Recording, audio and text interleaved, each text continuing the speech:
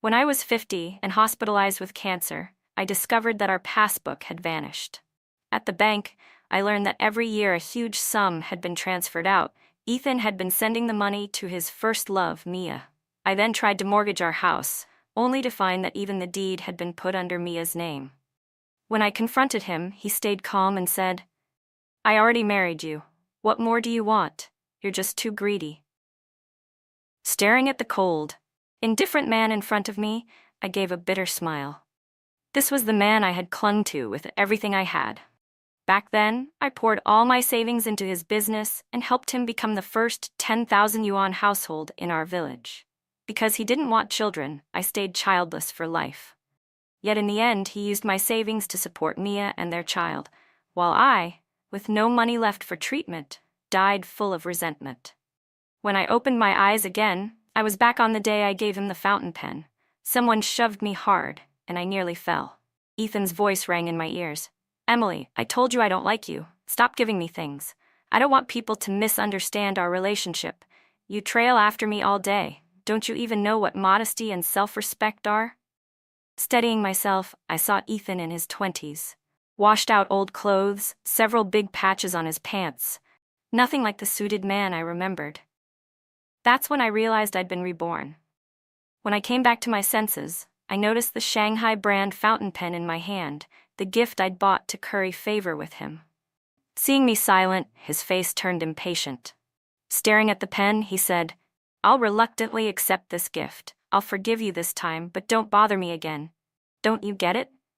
He reached out to take it. I actually laughed at his shameless freeloading and at my past self for being blind enough to fancy such a loser and get ruined by him. Just before his fingers touched the pen, I whipped my hand back and slipped it into my pocket. "If you don't like it, then don't take it. No need to force yourself." In my last life, after Ethan accepted the pen, he kept complaining that my gifts disgusted him. Yet he used that very pen every day. The educated youths, judging from the pen's value, assumed he came from a well-off family and flocked around him, feeding his vanity. I foolishly thought he was just shy and only pretending to dislike me, so I brought him even more expensive gifts. Ethan accepted every single one without fail. The moment I pocketed the pen, he froze, his outstretched hand hanging in the air. Almost without thinking, he muttered, "You're playing hard to get." I sneered, "You're overthinking it. I just realized I don't like you anymore." "Don't worry, I won't bother you again." I turned to leave. Panicking, he grabbed my arm, his gaze flicked to the pen in my pocket and his tone softened. "Emily, I was too harsh earlier. That was my fault. It's just that we haven't known each other long, and you keep following me every day. It doesn't look good." Just then Mia appeared at the corner of the road and called out, "Ethan, the team leader's been looking for you everywhere." Startled, Ethan quickly let go, stepped back to put distance between us, and turned to her, the tips of his ears slowly turning red. "Mia, Emily keeps forcing gifts on me. I've rejected her so many times, but she's been clinging to me these days and I can't get rid of her." Mia walked over, soft and delicate. "Ethan, you're a man. You don't understand girls. Let me talk to Emily. The team leader needs you urgently. You should go." Ethan nodded, shot me a warning glare, and left. Mia kept a smile on her face, though it didn't reach her eyes. "Emily, Ethan will definitely go back to the city one day. He won't stay here for you. Don't waste your time on him." In my past life, I missed the subtext and thought she was kindly advising me. But this time, I wasn't foolish. I knew Ethan often resold the gifts I gave him, used the money to buy things for Mia, and Mia, in turn, mistakenly believed he came from a wealthy family. "Clinging to me like that," she said. "Don't worry, I don't like him." I didn't care to argue with her, so I brushed it off with a casual reply and quickly left. Behind me, Ethan's voice called out, "Emily, you'd better mean what you said." I returned to the factory, changed into my work clothes, and continued with my shift. But when the day was over, I discovered that the pen in my pocket was gone. As I searched through my locker, my coworker, Sister Zhang, noticed and casually remarked, "Emily, that young man you like came by to see you this afternoon." It was Ethan. "A few times when you were too busy, I let him take gifts from your locker." I froze. I had never imagined he would dare to take something without asking. With several village officials, I hurried to his residence. He was sitting at his desk, carefully practicing calligraphy with my fountain pen. "Ethan," one of the cadres said, "we received a report that you stole Emily's pen." Ethan looked shocked. "I didn't steal it," she insisted on giving it to me. My eyes moved from the pen to his face. Calmly I asked, "When did I ever give it to you? That pen was in the pocket of my work clothes in my locker. You took it without permission." He hesitated, frowning. "So what if I rejected your advances? Do you have to slander me like this? Don't let love turn into hate. I can't afford that." His shamelessness was beyond anything I had expected. The village officials looked at me uncertainly. "Emily, everyone in the village knows you like Ethan. Could it really be you?" Yes, I had shown my affection openly in the past. Everyone knew how much I liked him, but that didn't give him the right to steal from me. I fixed him with a cold stare. "Ethan, what exactly is our relationship?" Without thinking, he blurted out, "Emily, I told you I don't like you." I laughed scornfully. "If you don't like me, then why did you accept every gift I gave you, always pretending you had no choice, yet using them so conveniently?" As I spoke, I snatched the pen out of his hand. "Since you've rejected me so firmly, return everything I gave you. That way no one can say you're living off a woman." Ethan's face went pale, then flushed, as he watched helplessly while I ransacked his room. The pile of gifts from the past few months was so large I couldn't carry them all, and one of the cadres had to help me haul everything out. Ethan's family was poor. The comfort he enjoyed in the village came almost entirely from my support. If not for my money, he would never have married me in my last life just to secure his future. As I stepped out of his doorway, I suddenly turned back. He mistook it for regret, and though he tried to suppress his delight, he put on a false sigh and said, "Why go to all this trouble? Even if I reject you now, we can still be friends." I walked right past him, grabbed the chair by his desk, and said, "Your chair broke before, so you took mine from my house. It's time you gave it back." Without another word, I carried it out and left. Later, I resold all the gifts, and, together with the money left at home, I had exactly 1,000 yuan. This was the inheritance my parents left me before they passed. If I lived quietly and carefully, this money would be enough to get me through life. But after everything I had experienced in my last life, I no longer wanted just stability. I knew the coming decades would bring tremendous changes to the nation's economy. As long as I dared to fight and worked hard, I could seize the chance to become truly wealthy. In my previous life, I had spent my resources and energy helping Ethan become the first wealthy man in the village. This time, I would stay far away from Ethan and Mia, build my own career, and achieve financial freedom. The next morning, I handed in my resignation at the factory. I was determined to go to the city and start a business. Our village was remote, and it took 6 hours by bus to reach the city. The bus only ran on weekends, so I had to wait 3 more days before I could leave. On Wednesday night, villagers gathered in the square with stools in hand. It was movie night. I was absorbed in watching the film when, at some point, Ethan slipped into the seat beside me and pressed a piece of candy into my palm. Still sulking with me, he sat down and handed me a piece of candy. I glared at him, annoyed, and tossed it right back.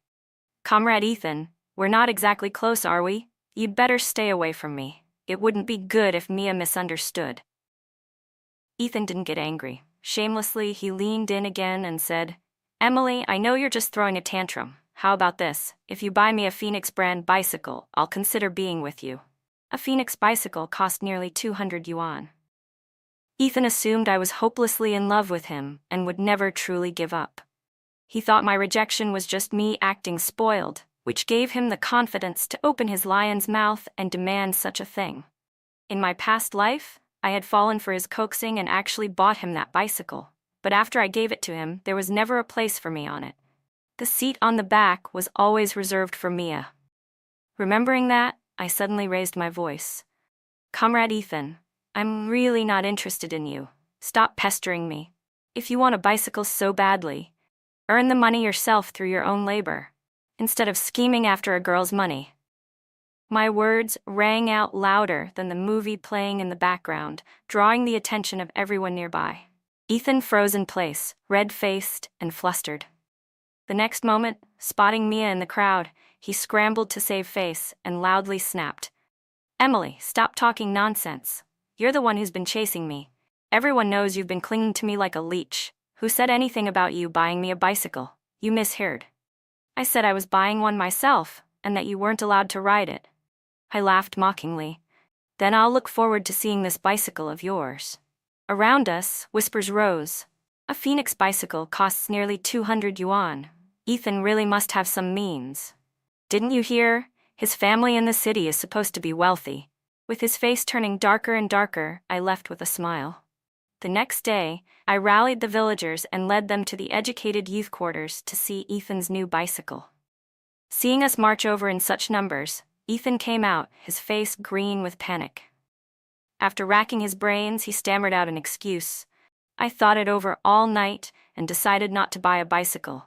I can't set myself apart from everyone else. I came here to work with you all to build the countryside, not to enjoy life. We need to embrace the spirit of hard work and endure hardship for a better future. His speech moved quite a few people, who clapped and praised his lofty ideals. He then turned to me and said critically, Emily, you spend money recklessly, throwing away the spirit of hardship and endurance. You have none of the qualities of a true young pioneer. I suggest you entrust your money to me before you completely ruin yourself. I hadn't expected his desire to control my money to be so strong. Smiling, I nodded repeatedly and said, You're right, Ethan. Your awareness is so noble. Everyone in the village should hand their money over to you, so you can lead us in suffering together. Some who caught my sarcasm couldn't help laughing out loud. Ethan's face contorted with fury. Emily, don't come to regret this. Later, I heard that because Ethan never bought the bicycle, Mia ignored him for several days. He blamed me for it and glared every time our paths crossed. On the day before I was set to leave, I went to the small shop at the village entrance to buy gifts. Since my parents had passed away 3 years earlier, the neighbors, feeling sorry for me being all alone, always invited me to eat with them on holidays and shared whatever good things they had. Before leaving, I wanted to thank each of them properly. Arms full of gifts, I was heading home when I ran into Ethan returning from work. He immediately assumed the gifts were for him, and his face turned cold. Emily, don't think that just because you're giving me something, I'll forgive your unreasonable behavior. Before, when I thought your pursuit of me was sincere, I might have considered marrying you. But now, I'd never marry a village woman like you. I set the gifts I was carrying on the ground, then suddenly reached out and gave a sharp tug. Ethan's shirt tore apart instantly, splitting into ragged pieces. He clutched at himself and shouted, Emily, what are you doing in broad daylight? I sneered. Since you look down on me as just some village woman, then stop wearing clothes I made for you. I know you've always despised me, thought I was a country bumpkin. If it weren't for the things I kept giving you, you wouldn't even have bothered to say a word to me. Deep down, you've always looked down on me. But at the same time, you've been greedy for my money. Even if you married me in the end, it would have been only for my money. Ethan, there are plenty of men in this world. I don't need you. But you can't keep taking my things while spitting on me behind my back. That's not how a decent person behaves. Exposed for what he really was, Ethan's face flushed red. Emily, don't talk nonsense. What money have I ever taken from you? Impatiently, I cut him off. I don't want to argue with you. You know perfectly well what's in your heart. You don't need to explain to me. With that, I stepped right past him and left. After delivering the gifts one by one to the neighbors who had always cared for me, I went home, packed my bags, and went to bed early. The next morning, I boarded the long-distance bus. As I gazed at the passing scenery outside the window, my nose stung, and the tears I had been holding back finally fell. At that moment, I completely said goodbye to my old self. From now on, I would write a new chapter of my life. The bus jolted along for 6 hours before finally reaching the city center. In my previous life, when the country opened up and urbanization surged, I had come here with Ethan to make a living. To support his career, I had poured out all of my savings without hesitation. We rented a tiny storefront to start a clothing business. There were many young people in the city, and they loved to dress up. From that little shop, we slowly grew bigger, opened several branches, and eventually established our own clothing brand. Finally, we built our own factory and company. So in this life, I also decided to start with clothing. After all, it was the one thing I knew best. But now I had the experience of my past life, and I wouldn't take as many wrong turns. I rented a shop on the busiest pedestrian street and did a simple renovation. Then I spent a week riding the train back and forth to the port to buy stock. The clothes there were stylish and inexpensive, things you couldn't find in our small city. I focused solely on women's fashion. No matter the era, women's money is always the easiest to earn. In my shop, every outfit was sold as a complete set, saving customers the trouble of figuring out how to match pieces themselves. I named the store Emily's Fashion. On the very first day, the crowd of young women nearly broke the threshold. They said the clothes weren't just fashionable, but every set was put together in a way that dazzled them. They scrambled to grab the outfits, afraid they would miss out if they were a moment too late. Every day the shop was packed to the brim. I couldn't handle it alone, so I hired a young helper. Twice a month I traveled to the port to restock. Though running the shop was exhausting, the moment I counted the money, the joy outweighed everything else. The money was from my labor, every bit of running around in that store. In my last life, Ethan only handled the accounts, and because I trusted him, I never once checked the books. I only knew we were making a lot, but never the exact numbers. Later, when the business grew into a company, Ethan persuaded me to step back under the excuse of sparing me hard work. From then on, he completely controlled the finances, and with that power, he was able to build another home outside, raising Mia and their child with my money. I hadn't discovered the truth until my dying breath. Now, looking at the piles of money I earned with my own hands, I laughed out loud. So this was what it felt like to hold wealth in my own grip. It was intoxicating. After balancing the books, I handed out wages and bonuses to my shop assistant.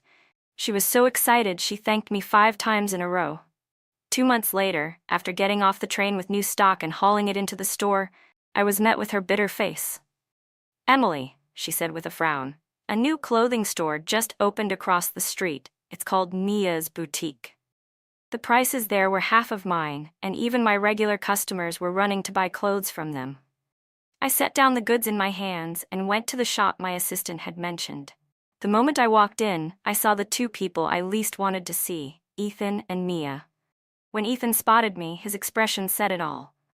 "Emily," he smirked knowingly, "you've been reborn too, haven't you?" I froze in place, a chill creeping up my back. He lowered his voice and continued. "I had a dream. I dreamed we got married, started a business together. Now that I see you here, I'm sure it was all real. In my last life I let Mia down. Heaven gave me this chance to start over, so I could correct my mistake. That's why in this life, I can't marry you. Emily, you already had me for a lifetime. Now it's Mia's turn."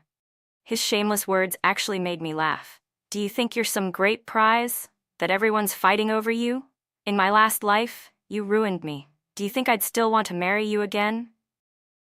In reality, all he'd done in that life was get a marriage certificate with me, while the woman who truly lived with him and bore his child was Mia.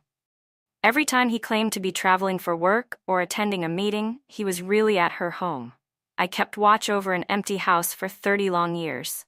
And now he dared to say I'd already had him for a lifetime? Ethan scowled, brows furrowing. "So you're just laying it all out now? Fine, then don't harbor any more thoughts about me."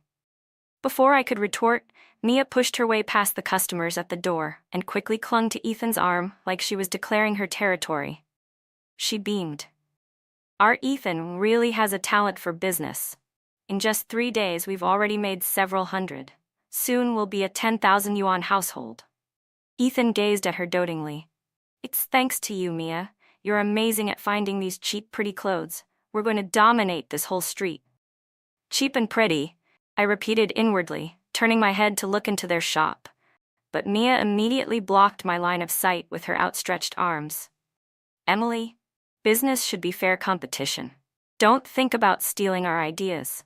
If your store isn't doing well, maybe you should look at yourself instead." I gave her a deep look, then turned and walked away. I knew the goods I got from the port were already at rock-bottom prices. The styles in their store were nearly identical to mine, yet their selling price was lower than even my cost. Puzzled, I asked the restaurant owner next door for help. Could you buy a piece from Mia's boutique and bring it back to me? When my assistant brought the item, I compared it to the same style we sold. Though the design was identical, side by side the difference was glaring. Mia's clothes were made of cheap fabric with a strong chemical odor, and the stitching was sloppy and uneven. Suddenly I remembered. In my last life, an illegal factory inland churned out imitation clothing. Their stock was updated quickly, and their prices were so low that many shopkeepers abandoned port suppliers and switched to them. I too had been tempted, but after checking a few samples and finding the quality awful, I gave up. Later, when every batch of their clothes had quality problems, angry customers swarmed shops demanding refunds. The factory owners fled in the night, leaving merchants with unsellable stock. Several stores went bankrupt. Ethan, who only ever cared about handling money and never about the goods themselves, had no memory of this. He thought he could just pick up where we left off in our last life, not realizing he had no understanding of the clothing business and could never achieve success without me. Knowing Mia's boutique would soon collapse because of this, I couldn't help the thrill of anticipation. In my past life, they had joined hands to bully me, steal my assets, and leave me to die untreated. This time, I hoped they'd keep suffering misfortune. Sure enough, 3 days later, Ethan and Mia were surrounded at the entrance of their shop. Customers who had bought their clothes were shouting for refunds, waving their purchases angrily. My assistant ran back breathlessly. "Emily, something's happened. There's a fight over there. It sounds like someone got killed." Who died? I wondered, my heart leaping with grim hope. If it were Ethan and Mia, I would have celebrated for 3 days straight. But when I reached the scene, half the crowd had already dispersed. To my disappointment, no one had died. Ethan had only split his forehead open while trying to shield Mia, blood trickling down his face. Mia was squatting on the floor, hurriedly gathering the clothes scattered everywhere, her eyes swollen from crying.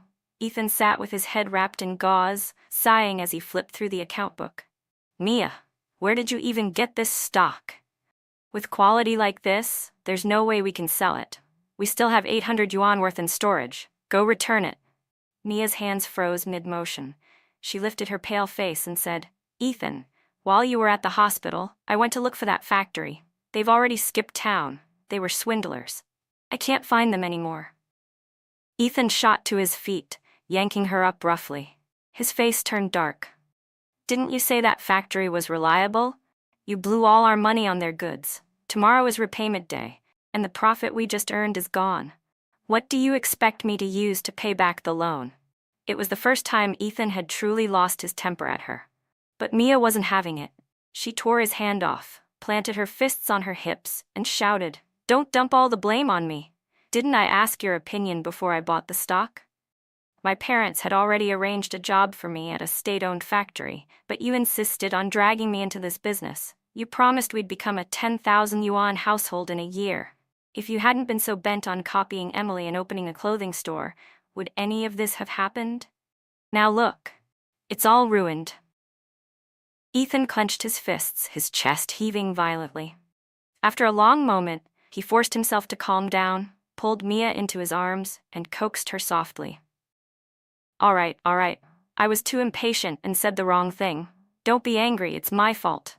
But tomorrow that loan still has to be repaid. Didn't you say your parents got you an introduction letter to a state-owned factory? Let's sell that letter for cash, use the money to pay back the loan, and then buy new stock." Mia pushed him away, her eyes filled with suspicion. "Ethan, didn't you say your family had money to support your business? Fine, the loan was one thing. But why are you asking me to sell my future for money now?" Ethan froze for a second, then forced out an excuse. "This is my parents' way of testing me. If I can make it on my own, they'll let me inherit the family business." In my last life, Mia had believed Ethan's lies without question. All the money I worked so hard to earn became the capital he flaunted in front of her. I hadn't expected that without my financial support this time, Ethan would dare take out loans and now even wanted Mia to cover his debts. But Mia wasn't me. What she loved was money, not Ethan. In the end, she refused to sell her introduction letter for cash. Hidden in the shadows by the wall, I slipped away quietly before they noticed me eavesdropping. Soon after, Mia's boutique shut its doors, and my store's business thrived again with customers streaming in non-stop. One morning, as usual, I hurried to catch the train to the port for new stock. But at the station, I ran into Ethan and Mia again. The moment they spotted me, they stuck to my heels, terrified of losing me. The crowd was packed, so with a few quick sidesteps, I managed to shake them off. Just as I was about to board, Ethan's anxious voice rang out behind me. "Emily, wait for us. Don't be so selfish. Let us go with you to get stock." I didn't even look back, diving straight into the carriage. But just before the train pulled away, they squeezed their way in too. From that moment on, they shadowed me like prison guards. Even when I went to the restroom, they stood watch at the door, afraid I'd slip away. Late that night, after Mia had fallen asleep, Ethan crept over and shook me awake. "Emily, wake up. I need to tell you something." Annoyed, I opened my eyes and glared at him. "If you've got something to say, spit it out." Glancing at Mia to make sure she was still asleep, Ethan pulled 200 yuan from his pocket and shoved it into my hand. Lowering his voice, he said, "I won't let you help us for free. Here's 200 yuan. Take us with you to get stock." In that instant, everything became clear. So Mia must have finally agreed to sell the introduction letter for money, letting Ethan keep the business going. I stayed silent, and seeing that, Ethan pressed on. He started playing the emotional card. After all, we were husband and wife for a whole lifetime before, and we built a business together. Even if there was no love, there was at least a revolutionary bond between us, wasn't there?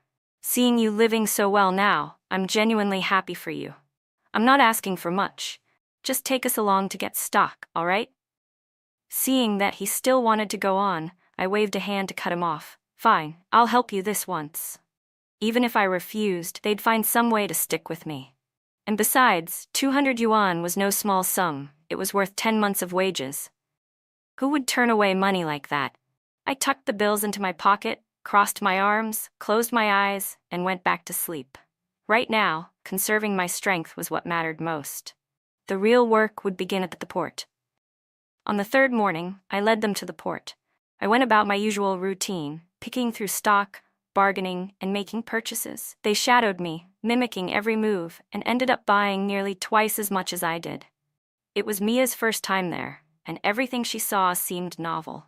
Beyond the 2 huge bags of stock, she even bought a sack of little trinkets. After we finished, we headed straight to the train station. Mia, carrying her small bag, walked excitedly ahead. Ethan trailed behind, his shoulders weighed down by 2 massive bundles. He was drenched in sweat, his clothes plastered to his body. Watching him like that, I couldn't help but smile faintly. In my past life, Ethan had always been afraid of hard work, leaving me to take the train alone, pick out stock, and lug it all back. Now at least, he was tasting the hardship I had endured. When he finally managed to squeeze onto the train and drop his load, Ethan collapsed onto the seat, gasping for breath. Beside him, Mia opened her water bottle. Ethan instinctively reached out to take it, but she downed it all in one go. Still unsatisfied, she handed him the empty bottle and chirped, "Ethan, go fill it up again." A flash of anger crossed his eyes, but he said nothing, dragging himself up to fetch more water. I licked my popsicle and stayed quiet. In my last life, he had lived in comfort, always pampered by me. This time, having Mia around to torment him was a rather fitting punishment. Once we got off the train, we parted ways. Ethan thought that getting the same stock as me meant he could recreate the success of our past life. But he couldn't have been more wrong. Running a clothing store isn't just about the goods. It's also about service. Ethan was too arrogant to ever engage with customers, preferring to hide in the back counting money. Mia was petty and easily offended, the type who would rather die than lower herself to flatter a customer. But customers come to spend money, not to be scolded. Within just a few days of reopening, Mia's boutique was echoing daily with the sound of her quarrels with customers. Those who had stepped into their shop soon turned and came to mine instead. With business drying up, Ethan finally couldn't sit still. He stood at the entrance of their store, arguing with Mia. "Mia, can't you learn from Emily? You call yourself an educated woman, but you're not even as capable as a village girl." At the mention of my name, Mia flew into a rage. So that's it, Ethan. I knew there was something between you and her. Back in the village, you were always tangled up with her. Now you're with me, and you're still thinking about her? How am I not better than her? She's just some country bumpkin. What does she have that I don't? Ethan, are you blind? And you've got the nerve to criticize how I run the shop? You didn't even put in a cent. It was my job certificate we sold to get that money. You're nothing but a kept man living off me. Ethan's face burned as she pointed at his nose and cursed him. Choking with anger, he spat back. Mia, I regret choosing you. What else can you do besides cause trouble? If I had stayed with Emily, I'd never have to suffer this. She's far more capable than you. She could have made me a 10,000 yuan household within a year. With a sharp crack, Mia's hand whipped across his face, leaving 5 glaring red marks. Then go find her. Why are you still clinging to me? Mia ran off, covering her face, sobbing, leaving Ethan standing frozen in place, drawing stares and whispers from the passers-by. That night, while I was alone in my shop taking inventory with the door half open, Ethan suddenly barged in, reeking of alcohol. Emily, I regret it, he slurred. Mia's just a lazy shrew. She's nothing compared to your gentleness and virtue. She's not a woman to build a life with. Let's get back together. Just like in our last life, we'll run a business, make big money. This time, I promise I won't make the same mistakes. Whether it's my money or myself, I'll give it all to you, all right? He stepped closer, reaching out as if to cup my face. Furious, I raised my hand and slapped him hard across the cheek, the sound ringing through the shop. It perfectly matched the slap Mia had given him earlier that day. When he lifted his head, there were 2 glaring handprints on his face. Emily, if hitting me makes you feel better, then hit me harder. I'm not afraid of pain, he said, staring at me with what he thought was deep affection. My stomach churned in disgust. Realizing he was still out of his senses, I grabbed the glass of water on the table and splashed it in his face. Ethan, I already made myself clear. There is no future for us. I will never marry you. You want to take advantage of everything. Didn't I suffer enough in my last life being deceived by you? This time, I just want to stay as far away from you as possible. I don't want anything to do with you. But it was as if he couldn't understand human speech. He went on stubbornly. I know you're still angry. You're just jealous that I chose Mia this time, aren't you? Don't worry. I don't like her anymore. When I still refused to answer, he simply lingered in the shop, refusing to leave. With no other choice, I called the police. They arrived quickly and hauled him down to the station. The next morning, Mia went to bail him out, and the 2 of them ended up in a huge fight, screaming and throwing things at each other. Not long after, Mia's boutique was shut down and turned into a breakfast shop. As for where Ethan and Mia went, I couldn't care less. I threw myself fully into my own clothing business. Within a year, I had opened several more branches and hired many employees. The young girl who once helped me had grown capable enough to manage a store as its manager. The following year, several investors approached me. After careful consideration, I partnered with one of them to open a clothing factory, establish my own brand, and build a full-scale clothing enterprise. The village chief later wrote to me, saying they'd heard I had become an entrepreneur and hoped I could contribute to the village's development. So I returned home. As I stepped out of my car, I happened to run into a wedding celebration in the village. To my surprise, the bride and groom were none other than Ethan and Mia. At the chief's warm invitation, I joined the villagers in attending their wedding. Ethan wore a bitter smile the entire time. With a heavy sigh, the village chief told me what had happened to them over the past year.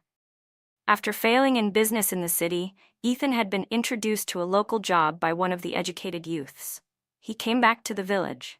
Meanwhile, Mia lazed around at home for more than half a year. When her parents finally tried to force her to work, they discovered she had secretly sold her job introduction letter. Furious, they threw her out. With nowhere to go, Mia clung to Ethan in the village. Ethan didn't want to marry her, but she tricked him into getting drunk and then stirred up trouble at the village government, leaving him no choice but to marry her. When the banquet ended, I personally handed my gift money to Ethan. His eyes were filled with emotion. Emily, I was forced. I raised a hand, cutting him off. Ethan, you're already married to Mia. Just live well with her. The past is the past. He froze as I gave him a small nod, then turned and got back into my car. As the engine started and dust rose behind me, I glanced in the rearview mirror and caught sight of Mia glaring at me, her teeth clenched in hatred. That night, just as I was about to fall asleep, a man suddenly kicked the door open and stormed in. "Little lady, what's the point of making so much money? Why don't you just give in to me and I'll take you home as my wife?"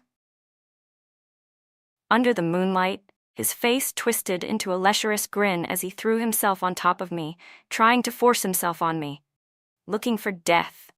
I snatched up the water glass by my bed and smashed it hard against his head. "Ah!" he screamed, collapsing to the floor, clutching his head as blood poured down his face. "Damn woman, how could you hit so hard?" The commotion in my house was so loud that the neighbors and village officials rushed in one after another. Faced with such a scene, the man was instantly terrified and confessed everything.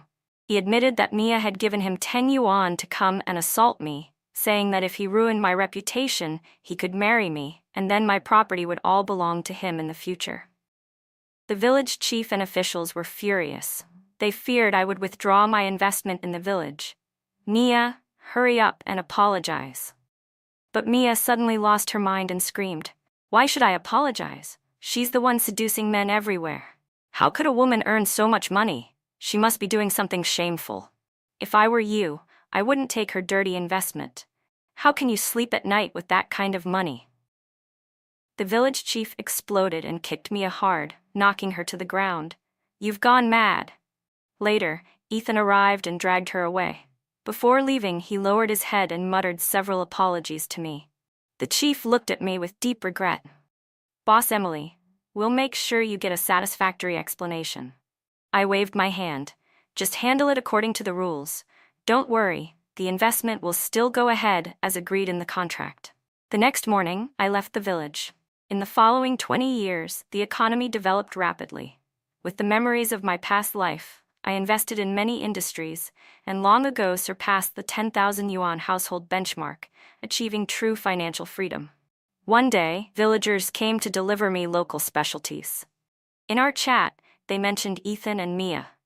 Over the years, they had fought constantly, often even coming to blows. Mia had suffered several miscarriages, 4 or 5 times, and eventually had to undergo surgery to remove her uterus. Just last month, she was diagnosed with cancer. But Ethan had failed in multiple business ventures, accumulating heavy debts, and could only leave her at home to fend for herself. Hearing this, I fell silent for a long time. Wasn't this exactly the fate I had suffered in my past life? So destiny hadn't changed at all. It had only shifted onto someone else. Whoever married Ethan was doomed to misery. That day, as I sat in my car heading to the airport for an overseas investment project, I passed an intersection and saw a middle-aged man quarreling with a security guard. "You lousy guard, what's so great about you? In my past life, I was the boss of a listed company." When the man turned his head, I raised the window. It was Ethan. "Ethan, in the end, you're still living in a dream." Ethan, who once thought himself the center of my world, had been reduced to a bitter man clinging to past illusions.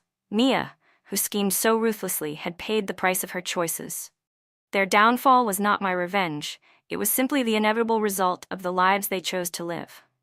As for me, I had businesses spanning across cities, trusted partners by my side, and a team that called me their leader. More importantly, I had freedom. Freedom to live without fear, without compromise, without anyone taking advantage of my kindness again. That night, as my plane soared into the clouds, I closed my eyes and let the hum of the engines calm me. My past life had ended in tragedy, but this life was my own to write. With a faint smile, I whispered to myself, "Emily, you finally set yourself free." And this time, I knew I would never look back.